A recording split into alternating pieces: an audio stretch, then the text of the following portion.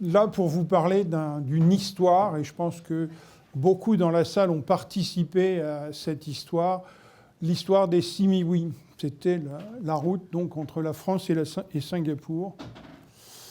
Voilà, c'est historique, donc c'est 40 ans de coopération entre l'opérateur français, quel qu'il soit, donc les PTT, France Télécom, Orange. On a contribué sous des différents noms et de l'autre côté, l'administration des PTT de Singapour et Singapour Télécom ont participé à cette histoire. C'est une vieille histoire, c'est une affaire d'hommes, ce n'est pas une affaire de technique, même si Olivier et ses prédécesseurs ont participé à cette aventure. On est dans une affaire de comment construire une liaison entre l'Asie et l'Europe pour comparer ou rejoindre les relations transatlantiques, transpacifiques. Qu'est-ce qui se passait entre l'Asie et la France? Et là, on a tous contribué à ces relations. Le concept, c'est le même nom, alors peut-être Simiwi, Southeast Asia, Middle East, Western Europe. Les gens qui ont fait Simiwi 1 ont continué et nous avons tous contribué à des discussions continues avec le même acronyme Simiwi. C'est une affaire d'hommes, ce que je disais, puisqu'il a fallu convaincre des opérateurs tout au long de ce chemin d'investir, de mettre des stations, de faire des branches. En particulier, la plus compliquée de toutes ces relations, c'est la partie qui n'est pas sous-marine. Il n'y a pas de câble qui passe dans le canal de Suez, c'est une légende. On arrive à Suez et on repart à Alexandrie en terrestre. Et là, c'est une discussion difficile avec nos amis égyptiens sur tous les Simiwi. Je pense qu'il n'y a pas d'exception. Et puis, les autres participants, je parle de Singapour et de la France, mais l'Arabie saoudite a été un élément essentiel, non seulement comme bailleur de fonds, mais comme partenaire permettant d'agréger les différents systèmes. Pour montrer l'activité dans un câble sous-marin de consortium, alors c'est le passé, hein, je suis là pour parler du passé. On parle d'un management committee qui est divisé en différents sous-comités. Le procurement group, le groupe qui s'occupera de la maintenance et des opérations, le groupe qui s'occupe de l'assignement de la capacité, en fait de faire marcher la capacité sur le réseau, et puis un groupe financier et administratif. On a parlé tout à l'heure des permis, de la façon de gérer. C'est un groupe qui est important, et ce groupe a comme bras armé le Central Billing Party, c'est ce groupe qui envoie des factures à tous les participants du consortium et qui paye les fournisseurs. Et pour tous les Simiwi, on a toujours eu la même structure que le Management Committee, le PG et le CBP étaient détenus par les Français, France Télécom, etc. Et du côté opération et assignment, routing and restoration, c'était nos amis de Singapour qui tenaient ces câbles. Voilà, Simiwi 1, c'est le premier. Construction de 82 à 86, hein, c'était à l'époque où on mettait du temps à construire un câble sous-marin. Câble coaxial, 1260 circuits, qui a été doublé dans certaines sections à 2580 circuits. Un circuit, c'est 62 kHz. Voilà. Je ne sais pas ce que ça fait en pétabits, mais ce n'est pas beaucoup. Mais malgré tout, c'était essentiel. Le prix du câble dont on a parlé à cette époque équivalait au prix actuel d'un même Simiwi. On payait pour cette capacité un prix qui était relativement important. Ce câble-là passait de Singapour, Tuas, jusqu'à Marseille. Et ça a été toujours au moment où on n'avait pas de branching unit. Ce n'était pas un concept inventé à l'époque.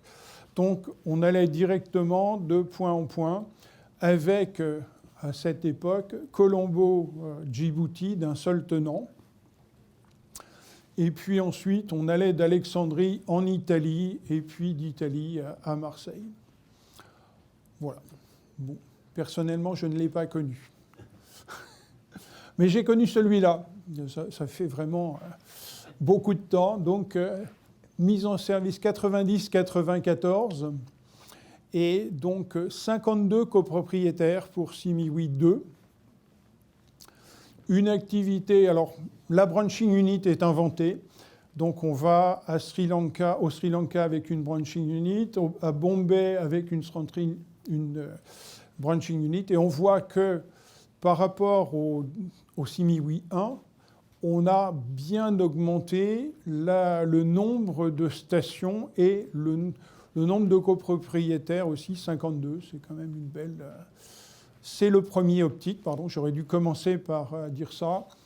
60 000 circuits téléphoniques. Alors c'est un équivalent de 60 000 pour montrer la différence de génération déjà entre le Simiwi 1 analogique et le Simiwi 2. Alors celui-là, je l'ai bien connu. J'habitais à Jakarta à l'époque et j'ai connu les gens qui ont mis le câble à Jakarta. Il y en a un dans cette salle, donc dans les gens qui ont essayé le câble à Jakarta et que j'ai connu à l'époque. On passe au câble qui a déjà été évoqué, le câble Simiwi 3, construction 93-2000. Donc là, belle longueur de construction. Il est encore en service de nos jours, alors, sauf le segment, je crois qu'il va jusqu'en France encore, et il s'arrête, le segment Angleterre, Allemagne, Belgique a disparu. Il a été arrêté parce que trop souvent coupé et d'un intérêt économique et industriel assez peu intéressant. Voilà, c'est une activité. On part à cette époque pour construire le consortium Simiwi 3. On part toujours du principe que c'est Singapour et la France qui mènent le jeu sur ce câble. Et puis, on voit arriver nos amis chinois, nos amis japonais, qui disent ben, nous aussi, ça nous intéresse de pouvoir continuer vers l'Europe et de participer à ce concept de Simiwi. Et là, on voit des amis qui investissaient dans les précédents, mais sans accès direct, les Anglais, les Allemands, et qui nous disent nous aussi, on voudrait participer à ce concept.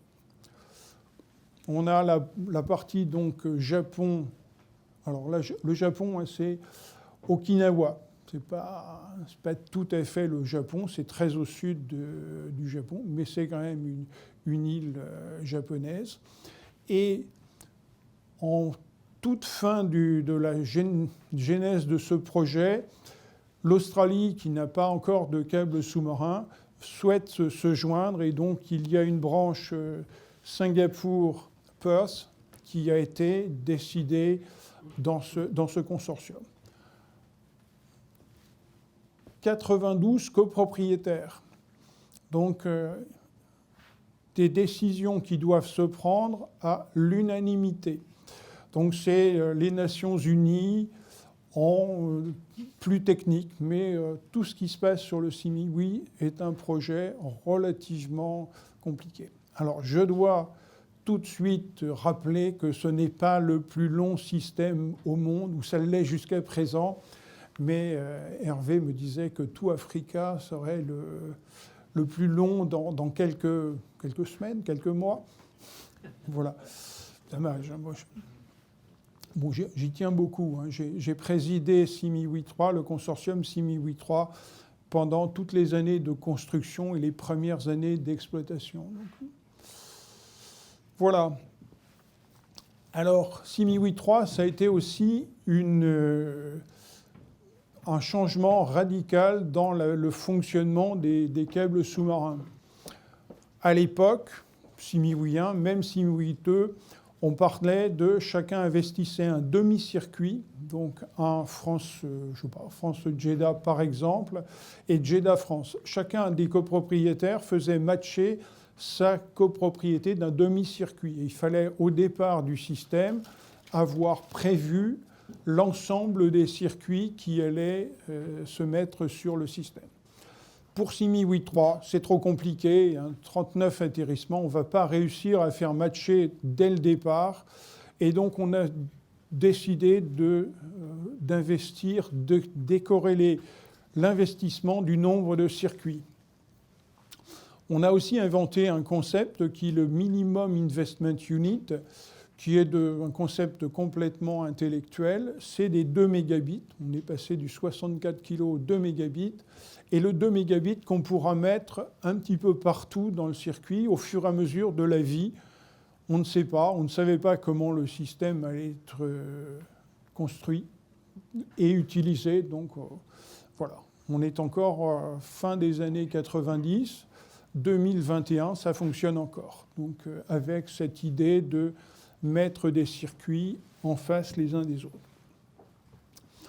On a aussi, pour faciliter l'investissement, on a mis des niveaux d'investissement qui donnaient un prix du minimum investment unit en diminution. Il y avait des bonus pour chaque niveau d'investissement.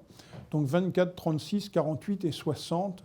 Et ce qui a incité les opérateurs, les gros opérateurs, à atteindre un palier d'investissement. Voilà. Donc ça, c'était des primes au fur et à mesure, ce qui nous a permis de pousser les gens à investir sur ce système et d'atteindre beaucoup plus que l'investissement initial, du prix initial du système.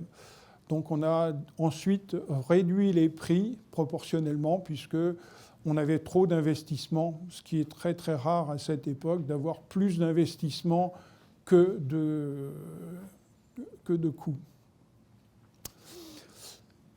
À l'époque, et grâce à ASN en particulier, on a aussi trouvé un autre concept qui était le concept de l'upgrade. On pouvait, SIMI à l'époque, SIMI 8.3, n'avait qu'une longueur d'onde par paire de fibres. Donc, facile. Et là, on nous a dit, nous, acheteurs de SIMI 8.3, on nous a dit, mais vous savez, on sait faire plus de longueur d'onde sur une paire de fibres, on sait en mettre. Donc, voilà.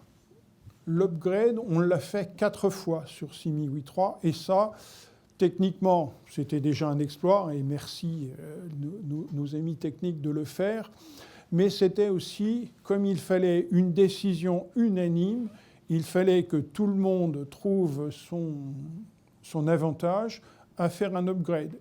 Et certains, j'ai encore en tête des négociations avec l'opérateur de Brunei, un petit État du nord de Bornéo, enclavé en Malaisie. Bien ces gens-là nous disaient « mais moi je ne veux pas investir et puis je ne veux pas faire un upgrade, moi ça ne me sert à rien ».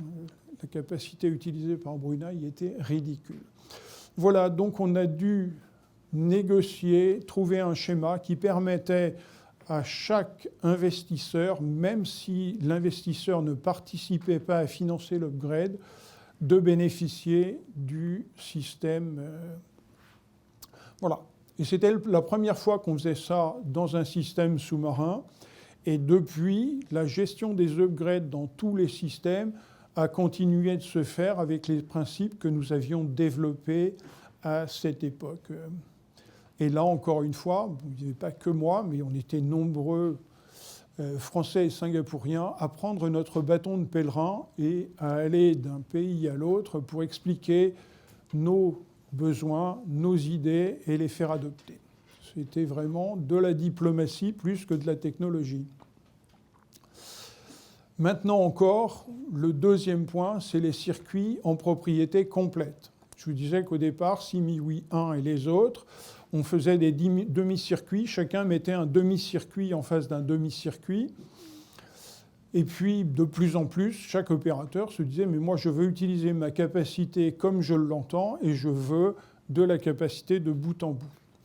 À l'époque, la concurrence dans chacun des pays, et la plupart des pays traversés par SimiWi, permettait une concurrence et permettait de discuter avec des opérateurs qui n'étaient pas forcément les opérateurs propriétaires de SimiWi. Donc on a utilisé cette notion de wholly owned, de propriété complète, et là encore une fois, les 93 copropriétaires ont mis leur nom au bas du parchemin pour le signer. Pas facile, certains n'ayant aucune concurrence dans leur pays à cette époque. Voilà. À l'époque aussi, on en a parlé, là, le Fiber Link Around the Globe, FLAG, c'était la même chose, le même concept d'un circuit, sauf que FLAG a complété par un FLAG atlantique et par une traversée du Pacifique.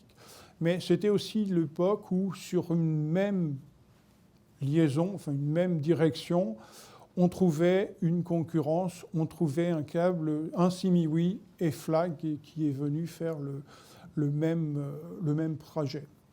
Il y en a eu plusieurs. À chaque génération de SimiWi, à partir du 3, il y a toujours eu un autre câble qui venait en concurrence ou en complément, avec des concepts un peu différents. SimiWi 4, alors, pour les plus anciens, on est arrivé dans les années 2000 à une grosse crise de la capacité, de l'Internet, une surproduction partout. Les opérateurs privés qui avaient investi en particulier sur l'Atlantique et sur le Pacifique, des gens comme Global Crossing, sont en faillite. Donc, faillite américaine, protégée, mais on trouve une surcapacité sur tous les axes. Et SimiWi 4 est intervenu en pleine crise de l'Internet. Ça a été pendant des années rien, aucune activité des navires câbliers. Et SimiWi 4 est venu à cette époque, je pense, occuper l'usine de Calais, le personnel. Et ça a été un projet assez intéressant. SimiWi 4 est toujours en service. On l'a construit de 2004 à 2005 et beaucoup moins de points d'atterrissement. Je pense que la période de SimiWi 3 était finie. On n'avait plus envie d'une pléthore d'opérateurs ou de pléthore de copropriétaires. On réduit ça, on arrive à prendre des décisions beaucoup plus rapidement et de construire plus rapidement. Mais bon, toujours la même construction à peu près. On retrouve Jeddah, on retrouve l'Italie, on retrouve l'Indonésie aussi. Donc, non, pas l'Indonésie, là c'était la Malaisie. Une fois l'Indonésie, une fois la Malaisie. SimiWi 5, alors là il est plus récent. Hein. On a vu les capacités, la partie positive de cette capacité. Pour la première fois sur SimiWi 5, on va au-delà de la station, on va à des points de présence. Ce matin, on a vu que le système sous-marin pouvait aller d'une station, mais au-delà d'un point d'interconnexion. SimiWi 5, c'est le premier SimiWi à aller au-delà de la station. C'est le premier aussi à ne pas aller à Marseille. Diversité décidée par Orange, donc il est allé à Toulon, enfin pas à Toulon d'ailleurs, à La Seyne-sur-Mer, là où les navires de Didier sont stationnés. De même qu'on a fait un upgrade de SimiWi 3, même avec construction 2014-2015, très vite après, le système était passé de 24 terabits à 38 terabits. Toujours ce besoin de capacité. Et puis là, c'est construction SimiWi 6. Alors c'est plutôt la genèse que la construction, il est toujours en genèse, mais il n'est pas encore construit, mais c'est un système qui va arriver. Et donc on envisage 120 terabits sur cette configuration, à peu près toujours la même. Des nouveautés, ça va au Pakistan et à Oman qui sont envisagées. Voilà, donc un petit peu l'évolution en gigabits, mais on part de 1,2 à 124 000 et pas en si longtemps que ça, de 1994 à 2025. L'explosion de la capacité est extraordinaire. Alors bien sûr, vous êtes tous conscients que c'est pour passer des vidéos de petits chats et ça c'est super important. Toute cette capacité, pourquoi c'est faire?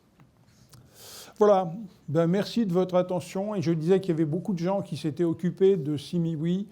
Moi, j'ai été le seul. En fin de réparation, c'est encore plus préhistorique. Moi, je l'ai coupé à la hache, le système SimiWi 3. Voilà, donc à fin de réparation, il y a un filin qui tient le système à l'eau.